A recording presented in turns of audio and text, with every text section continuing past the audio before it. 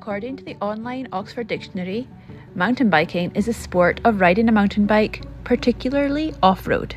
However, mountain biking often conjures up the image of extreme terrain. The more accurate definition means that it is a great option for a kindergarten class. I propose that we participate in a 6-week programme of mountain bike skill coaching, culminating in an excursion to Bush Party trails. Learning involves patience and time. This is the cornerstone of mountain biking. It is based on the slow acquisition of skills. The excursion would be led by our coaches. The trail is 1.7 kilometres long, however it can be made shorter by only completing one of the loops in the figure of 8, making it 0.8 kilometres long. The learners would leave for the excursion at 9:30 am, arriving at the trailhead before 10. Riders would divide into their coaching groups to participate in a dynamic warm-up and safety checks. Learners and coaches would return to the trailhead at 12 to eat lunch and to play in the small section of open forest. Learners would have the opportunity to complete one final lap before returning to school. The excursion will cover much of the physical and health education curricular competencies. The goal would be to develop everyone in the class's confidence outdoors and in unfamiliar situations. This would be achieved by participating in a 6-week coaching experience, an excursion to Bush Party to practice newly acquired skills, and in class focusing on the parts of the bike and safety elements including clothing and helmet. Mountain biking is a high-risk activity with varying levels of consequence. Low-level risks can include dehydration and fatigue. These can be easily mitigated with ensuring everyone takes comfort in water breaks. Additional low to medium risks include bruises, abrasions and lacerations. These can be reduced by ensuring all learners are wearing gloves and helmets as a minimum, and where possible back protection, elbow and knee pads. These can be treated with a first aid kit that each coach will carry.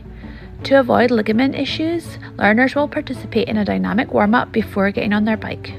Avoiding the higher risk consequences including fractures, concussion and death, our primary focus would be to ensure everyone was riding well within their capabilities and wearing PPE.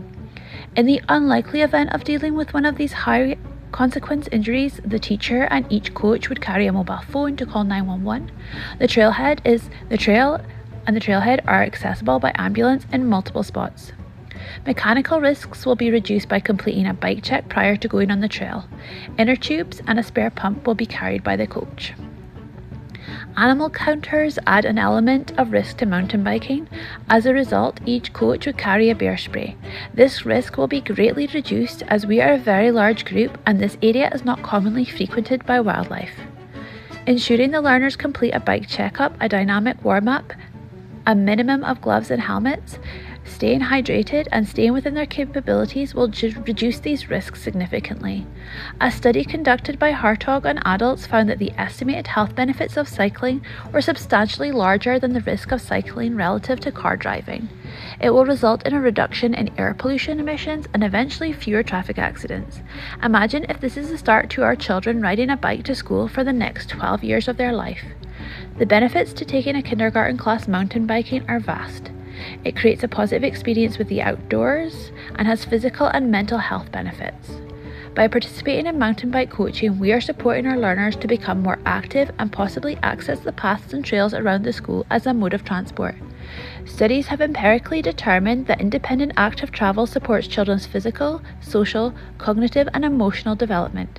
More active travel also leads to acquiring of superior spatial skills and playing with their peers more often, both indoors and outdoors. This discovery and learning process enables children to overcome challenges and handle appropriate risks. Roberts et al. Found that 90% of the participants in their study stated that mountain biking makes them feel more connected to nature and the world around them, and are more likely to explore their local environment as a result of mountain biking. Evidence is building to suggest that mainstream interventions for mental health should include extreme and adventurous sports. This is with good reason. Approximately 93 participants in Roberts et al. Study found that the statement, "When I ride my bike every day, worries fade away." Mountain biking fosters self-esteem, positive self-image and confidence. With 1 in 5 children in Canada having a diagnosable mental health condition and 70% of people with mental illness experiencing issues before the age of 18, it is pertinent that we as educators start meeting their mental health needs. With 80% of participants in the study stating that mountain biking helps them deal with negative thoughts and feelings, it is clear that supporting learners to develop these skills is a worthwhile intervention. The physical benefits are extensive: reduced risk of cardiovascular disease, high cholesterol, hypertension, and obesity in mountain bikers.